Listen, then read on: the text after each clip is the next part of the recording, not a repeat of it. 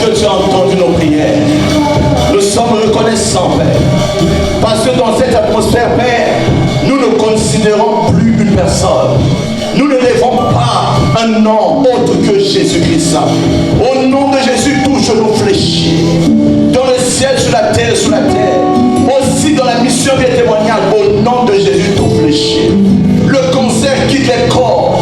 Le cancer s'en va des corps. Le sida s'en va. Le diabète s'en va. Au nom de Jésus-Christ. Au nom de Jésus, la fièvre s'en va. Au nom de Jésus, les paralytiques marchent. Au nom de Jésus, les muets parlent. Au nom de Jésus, les sourds entendent. Au nom de Jésus, cette maladie incurable devient guérie. Au nom de Jésus, ce problème de ventre où c'était ballonné devient guéri. Au nom de Jésus, cette infection dans l'oreille soit guérie. Au nom de Jésus, il n'y a rien que Jésus ne puisse faire. J'ai vu une femme qui avait des ongles noirs. Les ongles noirs ont été guéris. Au nom de Jésus, il n'y a rien qu'il ne puisse pas faire. C'est Jésus. C'est lui qui fait toutes choses. Non pas un homme. L'homme n'a pas le pouvoir de guérir. C'est lui le médecin des médecins. L'ami fidèle de Jésus, je l'aime. Bénisse Jésus. Adore Jésus. Acclame Jésus. Alléluia. Merci Seigneur. Au nom puissant et glorieux de Jésus-Christ. Amen. Rapidement, prends ta Bible avec moi. En chapitre 10, verset 38. Nous allons lire ensemble. 1, 2, 3. Vous savez comment Dieu a oint du Saint-Esprit et de force Jésus de Nazareth qui allait de lieu en lieu, faisant du bien et guérissant tous ceux qui étaient sous l'empire du diable, car Dieu était avec lui. Amen. Que Dieu bénisse sa parole. Tu peux t'asseoir. Amen.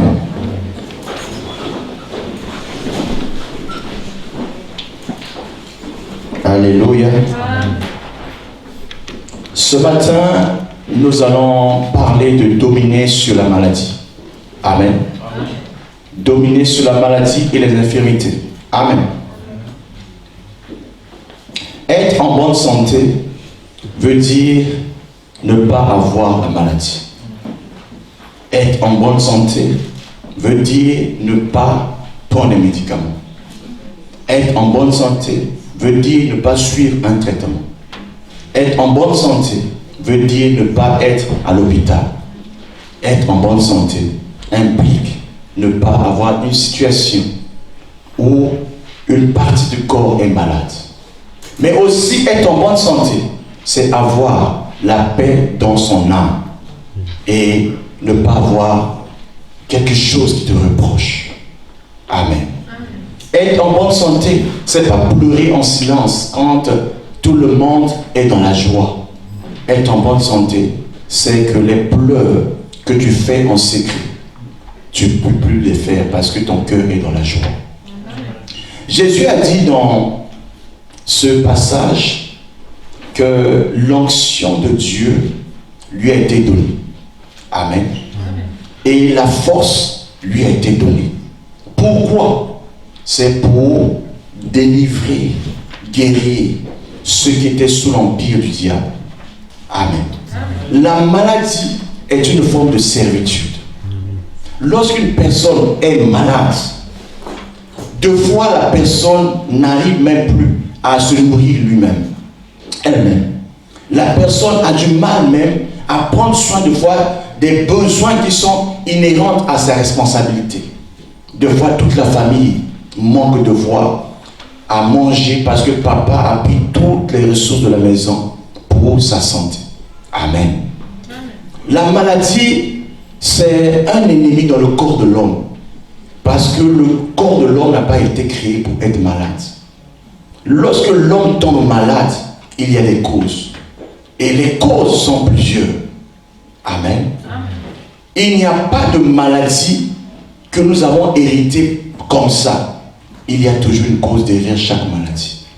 Donc ce matin, dans cette exhortation ou dans cette prédication, nous allons présenter d'abord ce que la maladie fait de mauvais dans le corps de l'homme. Quel est l'agent qui détruit le corps de l'homme? Ensuite, dans un second temps, montrer aussi la solution pour dominer sur la maladie. Amen. Prends ta Bible encore avec moi pour lire dans Luc chapitre 11. Je vais lire à partir du verset 14. Juste un verset. Amen. Et après je vais lire le verset 21 et 22. Amen. Jésus chassa un démon qui était muet. Lorsque le démon fut sorti, le muet parla, et la foule fut dans l'admiration. Amen. Jésus a rencontré une personne. Cette personne était dans l'incapacité de parler. Et cette personne pouvait rester longtemps comme ça, parce que je ne sais pas si la médecine actuelle peut guérir quelqu'un de ce problème. Amen. La médecine est déjà avancée, mais quand quelqu'un est muet, je ne pense pas qu'il puisse retrouver encore l'usage de sa parole. Mais Jésus nous montre que derrière la situation de cette personne, il y avait un agent responsable de cette situation. Cet agent a un nom, le nom c'est le démon. Amen. Deux fois vous entendez parler de démon, vous ne comprenez pas quelle est leur origine. Et qu'est-ce que les démons peuvent faire dans la vie d'une personne. Amen. La Bible dit qu'au ciel, il y a Dieu, il y a les anges de Dieu. Mais bien avant, il y avait aussi Lucifer et ses anges. Le ciel était peuplé de plusieurs anges. Mais un ange qu'on appelle Lucifer, un ange élevé, un ange de lumière, qui était responsable de la louange et de l'adoration, a offert à notre Dieu, a senti dans son cœur un désir. Dis un désir. Le désir souvent que nous pouvons avoir peut être à l'origine de nos problèmes. Le désir de foi peut nous pousser à faire ce qui est mal. Lucifer, combien que Dieu l'avait donné le pouvoir, il s'est cru être l'égal de Dieu. Il a voulu prendre la place de Dieu.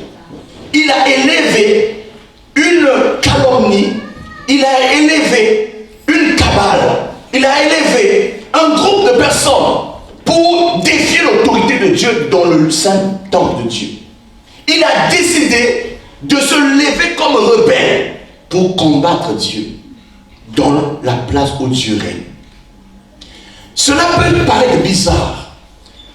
Comment une personne, comment un esprit aussi élevé puisse être animé de cette pensée?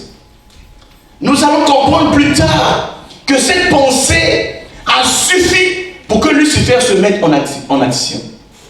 Il a convaincu le tiers des anges qui sont dans le ciel pour dire: venez avec moi, nous allons prendre la place de Dieu. Ils ont essayé, mais la Bible dit qu'ils n'étaient pas vainqueurs. Dans Apocalypse chapitre 12, on dit qu'il était précipité sur la terre. On l'avait jeté, celui qui était élevé en dignité sur la terre. Celui qu'on appelle l'astre brillant était jeté sur la terre. Il n'avait plus de place au ciel. Parce qu'au ciel, il n'y a pas de place pour les rebelles. Au ciel, il n'y a pas de place pour ceux qui veulent être les gars de Dieu. Au ciel, il n'y a que la place pour Dieu. Dieu est Seigneur. Dieu est au-dessus de tout nom. Dieu est celui qui dirige le ciel, la terre et sous la terre. Alors, jeté sur la terre, Apocalypse 12 nous dit: malheur à la terre, à la mer. Parce que celui qui vient d'être chassé du ciel a une mission unique de descendre sur la terre, de créer le désordre le plus grand qu'on a jamais vu. Il va descendre pour s'attaquer à ceux qui sont créés à l'image et à la ressemblance de Dieu. Et il va utiliser tous les moyens possibles pour arriver à sa fin. Il a 3 activités par lesquelles il se fait identifier. Jean chapitre 10, verset 10. Le lecteur va le trouver et le lire.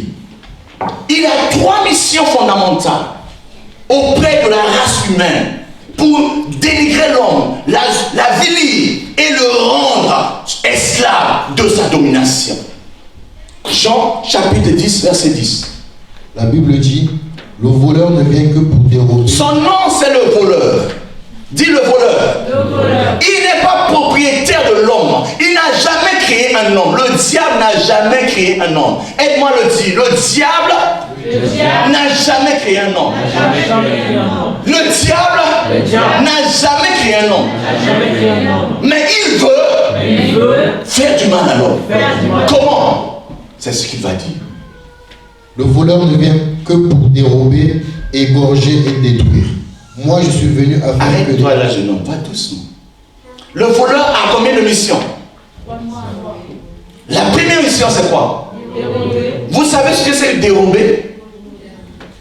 C'est-à-dire prendre ce qui est à autrui par la force et en faire sa propre propriété. Ça veut dire que la loi l'interdit de le faire. Il brise même la loi. Il va au-delà de ce qui est permis. Ça veut dire que dans la manière de faire du diable et de ses agents, il n'y a pas de limite. Tous les moyens sont bons, pourvu qu'il puisse prendre ce qui est à toi. Et qu'est-ce qu'il va prendre ce qui est à toi? Il va prendre ta santé d'abord. Il va prendre ta position. Il va prendre même ton identité. Il va prendre même, aussi même ton travail, tes finances, ton étoile. Il va tout prendre. Jusqu'à ce que tu n'aies plus rien. Alléluia. C'est-à-dire que son but, c'est que toi, tu ne sois rien. Et que quand tu ne seras rien, que tu viennes commander vers lui. Or, Dieu n'a pas créé une personne pour qu'elle soit des mendiants. La Bible dit que quand Dieu a créé Adam et Ève, il avait déjà prévu un jardin d'Éden. C'est-à-dire le lieu où il y avait l'or, il y avait le diamant, il y avait toutes les richesses que l'homme peut trouver sur la terre. Il avait pourvu la nourriture à l'homme en abondance. Dieu avait donné à l'homme la position de Dieu sur la terre. Ça veut dire que Dieu a fait de l'homme ambassadeur du royaume de Dieu sur la terre. L'homme avait la capacité, l'administration, la gestion des biens de Dieu. C'était la position que Dieu avait créée à l'homme. Mais un jour, la Bible dit, l'homme Adam et la femme Ève vont recevoir la visite des visiteurs qui n'est pas bon de recevoir tous les jours. Il y a certaines personnes, quand tu les loges, ils viennent pour détruire ta vie. On les appelle les parasites. Ils ont la responsabilité des agents de destruction massive. Lorsqu'elles rentrent en toi, c'est comme un poison dans le corps. Jusqu'à ce que tu meurs, il ne va pas s'arrêter. Donc il est venu pour prendre ce qui était à l'homme. Il a pris d'abord une chose importante. Il a rompu la communion entre l'homme et Dieu. Lorsque une personne coupe la connexion entre toi et Dieu, cet homme te prive de l'assistance de Dieu. Ne perds jamais la communion avec Dieu. Ne perds jamais cette liaison entre le cordon ombilical que tu as et celui que Dieu a. Parce que lorsque une mère est attachée à son bébé, par le cordon ombilical, la mère peut donner toute substance à son enfant. Voilà pourquoi le lien par le cordon ombilical est un lien qui est très fort. C'est la communion avec Dieu qui garantit réellement ta bonne santé. C'est la communion avec Dieu qui garantit aussi ta longévité. Lorsque tu es séparé de Dieu par quelque chose de moyen, je t'assure, ta décadence est réelle. Ta perte est réelle. On va voir que tu étais une lumière, tu deviens ténèbres. Il y a quelque chose qui s'est passé. Ça veut dire que dès que vous voyez cela, dites-vous une chose, que que Dieu s'est retiré, la gloire est partie, il cabote. Quand la gloire est partie, il n'y a plus rien d'autre qui reste. La Bible dit que Dieu nous a créés nus. Dieu n'a pas donné à un homme un habit.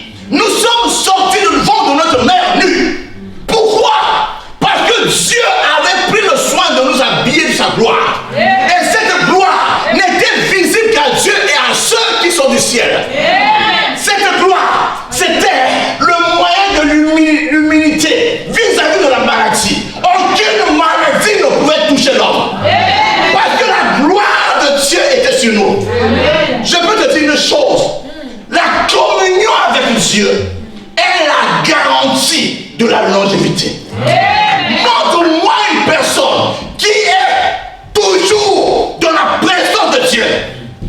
Il ne peut pas devenir vieux. Il reste fort. La Bible dit, il renouvelle. L'Éternel que je sais renouvelle la force des faibles. L'Éternel que je sais rajeunit le vieillard. L'Éternel que je sais, c'est celui qui ajoute un nombre de vie. Pourquoi Adam vivait longtemps? Parce que il mangeait bien. Il dormait bien. Il n'avait pas de soucis.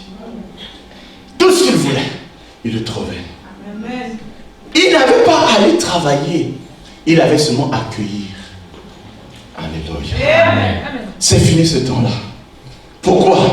Parce que celui qu'on a chassé au ciel, le jaloux, celui qui n'aime pas mon bien, oh, je t'aime pas, le diable.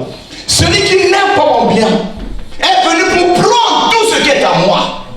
Je ne peux plus bien dormir à cause de lui. Il y a la saleté dans la ville où je vis à cause de lui. Je vois maintenant dans mes rêves, je ne peux pas avoir des visions à cause de lui. Parce qu'il ne veut pas que moi j'ai la paix. Je suis obligé d'aller demander l'argent à des banques, des prêts aux gens à cause de lui. Alors que l'or et l'argent appartiennent à mon Père. À cause de lui. Je suis obligé de crier à Dieu à cause de lui. Parce que Dieu n'a jamais créé l'homme pour qu'il crie à lui. La communion de maman et son fils, c'est pas une communion où la maman dit l'enfant doit crier. Non. Non. C'est une communion de sensibilité spirituelle.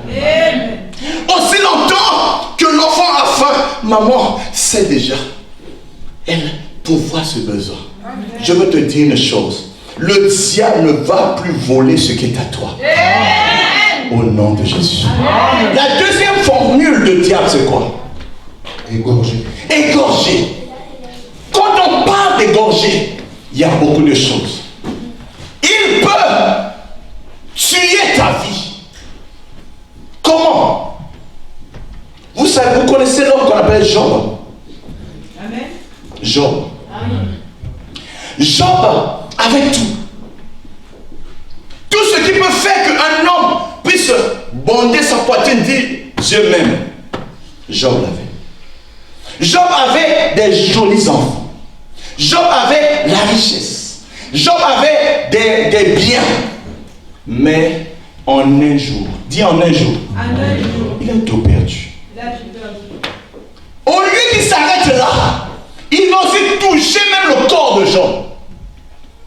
Jusqu'où tu vas partir? Tu as tué mes enfants, tu as tué mes animaux, tu as détruit mes maisons, tu m'as séparé de mes amis, tu veux encore ma santé. Amen. Le diable vient pour te tuer. Amen. Et pourquoi? Parce que depuis que Adam et Ève ont rompu la communion avec le ciel, l'homme est rentré dans le péché. Et le péché lui donne le droit légal de rentrer dans nos affaires.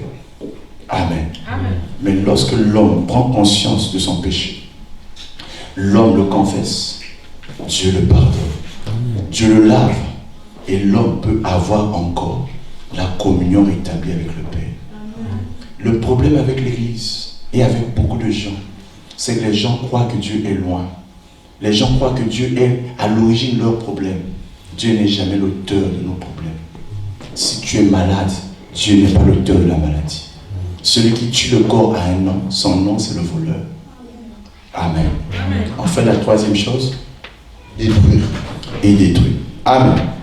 Alors, nous avons compris une chose, que tous les problèmes de l'homme sont venus par le diable. Amen. Mais il y a une autre chose qui est importante que Jésus nous a présentée dans Luc chapitre 13, versets 11 à 13. On va lire rapidement. Luc chapitre 13, versets 11 à 13. La Bible dit, et voici, il y avait là une femme possédée d'un esprit qui la rendait infirme depuis 18 ans. Elle était courbée et ne pouvait aucunement se redresser. Lorsqu'il a vu, Jésus lui adressa la parole et lui dit, femme, tu es délivrée de ton infirmité. Et il lui imposa les mains. À l'instant, elle se redressa et glorifia Dieu. Amen. Amen. Il y a des maladies qui sont de courte durée. Amen. Il y a des maladies de longue durée. Amen. Lorsqu'une maladie est de courte durée, ça peut aussi conduire à la mort. Amen. Quelqu'un est avec vous, il n'a pas de problème, il dort, demain il n'est plus. Amen. Vous allez dire, mais il n'était pas, et on n'a pas vu à l'hôpital. Qu'est-ce qui se passe? Ça dit que j'ai vu des gens mourir très vite comme ça. Parce que quand l'ennemi en a après toi, tu es deux fois malade, tu ne sais pas que tu es malade. Tu vas à l'hôpital, on fait des examens, on ne voit pas la maladie. Mais en réalité, déjà le venin de la maladie est en toi. On appelle ça des maladies qui se cachent. Amen. Ce sont des maladies spirituelles. Ce sont des maladies qui sont, quand elles se révèlent, tout de suite, la personne est en train de partir. Amen. Ce genre de maladies sont des maladies aussi dangereuses. Amen. Tu étais en bonne santé, tout de suite on entend là-bas, tu es tombé AVC. Amen. Qu'est-ce qui se passe? Il y a eu une activité qui est dangereuse dans le corps de l'homme que tu es. Amen. C'est de ça que nous allons parler. Amen. Donc, cette femme était plutôt victime de la maladie de longue durée. Amen. Dans la Bible, nous connaissons plusieurs cas. Amen. Le fou de Gadara. Amen. Nous connaissons la femme à la perte de sang pendant 12 ans. Nous connaissons le paralytique à la piscine de Bethsaïda pendant 38 ans de sa vie. Ils étaient tous malades. Amen. Or, chaque cas que j'ai cité ici, ces personnes avaient en eux toujours l'espoir d'être guéries. Je commence par la femme à la perte de sang pendant 12 ans. 12 ans, cette femme a employé tous les moyens qui sont donnés à une personne pour être guérie. Le premier moyen qui soit donné à une personne contre l'hémorragie, c'est le médecin. Amen. Elle est partie voir les spécialistes de son temps. Peut-être vous allez me dire qu'en son temps, la médecine n'était pas évoluée. Je vous le concède. Amen. Elle s'est dit en elle, l'expertise que nous avons aujourd'hui ne suffisait pas. Il faut que j'aille chercher une solution ailleurs. Là où le médecin n'a pas pu, il ne reste que Dieu. Amen. Si le médecin ne peut pas te guérir, il ne reste que Dieu. Cette femme s'est résolue en elle-même. Si je puis seulement toucher le bord du vêtement de Jésus, alors je serai guéri. Qui lui a donné cette idée? Personne. Parce que la foi vient de ce qu'on entend. Et ce qu'on entend vient de la parole de Christ. Elle n'avait pas la Bible comme toi et moi. Pour qu'on dise qu'elle a lu dans la Bible, il est écrit cela.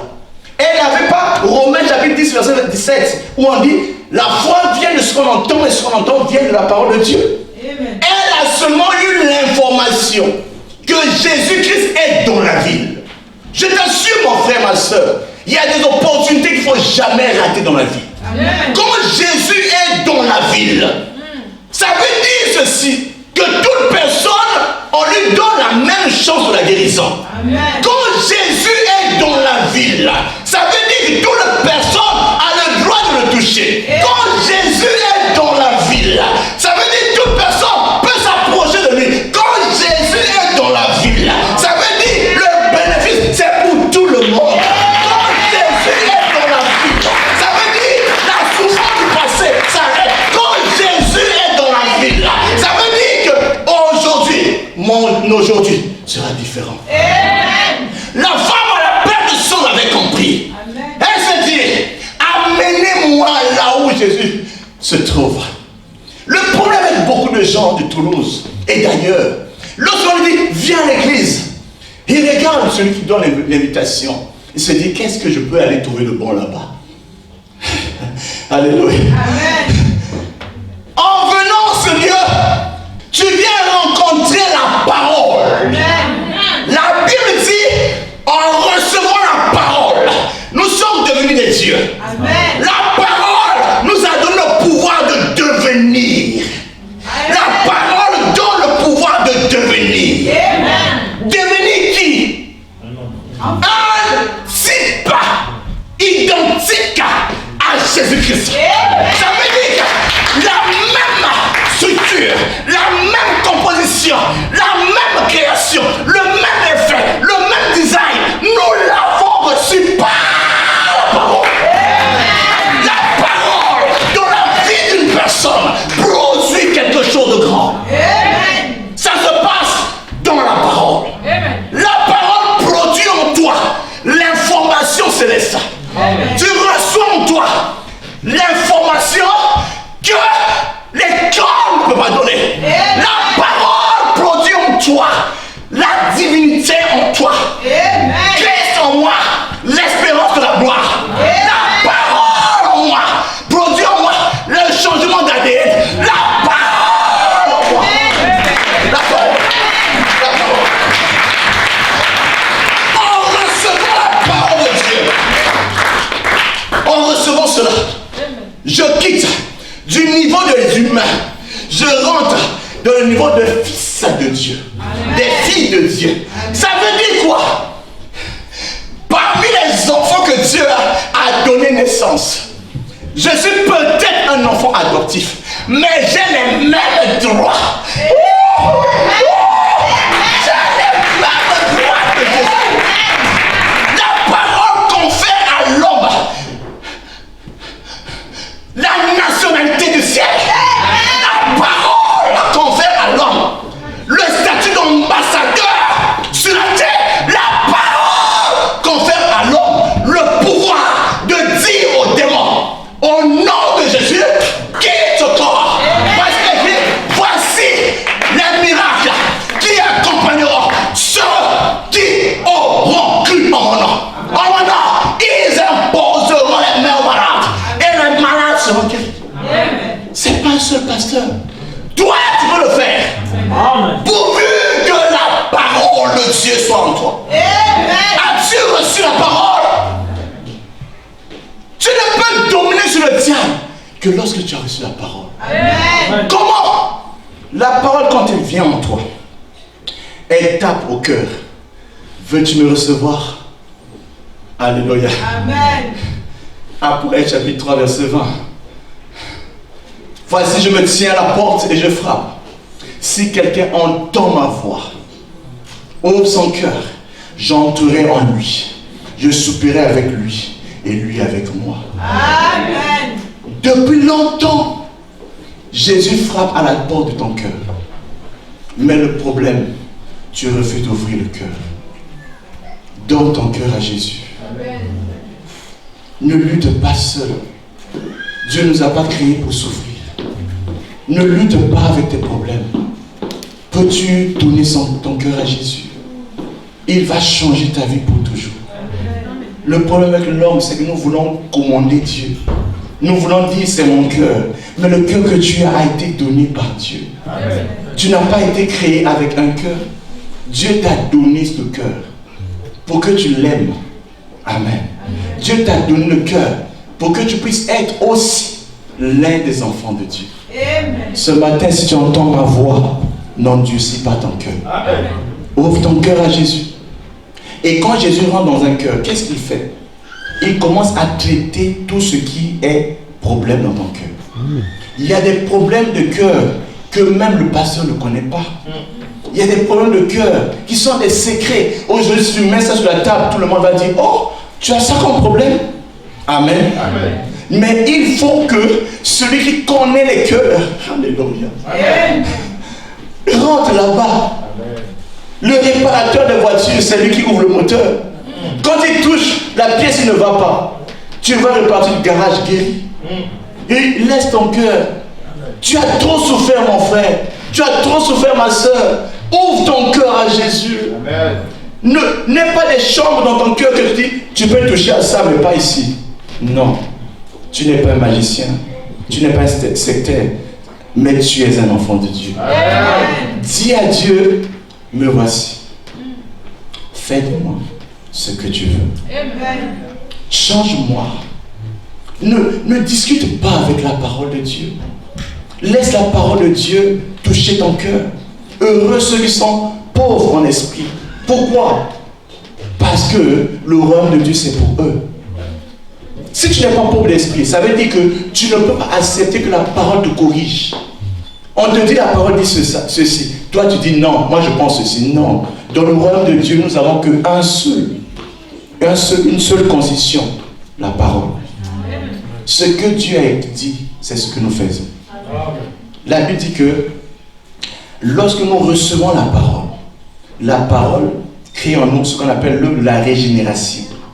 Ça dit que nous devenons des nouvelles créatures. 2 Corinthiens chapitre 5 verset 17. Si quelqu'un est en Christ, il est une nouvelle création.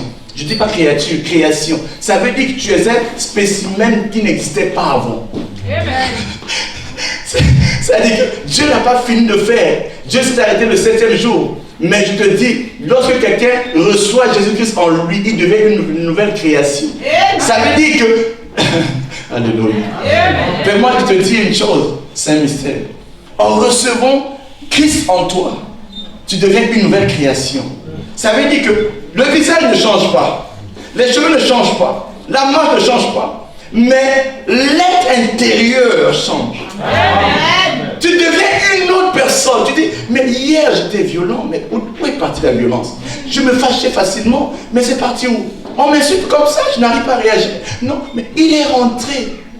La douceur est rentrée. Amen. La tendresse est rentrée. Amen. La nature de Dieu est rentrée. Amen. Et le caractère de Dieu est rentré en toi.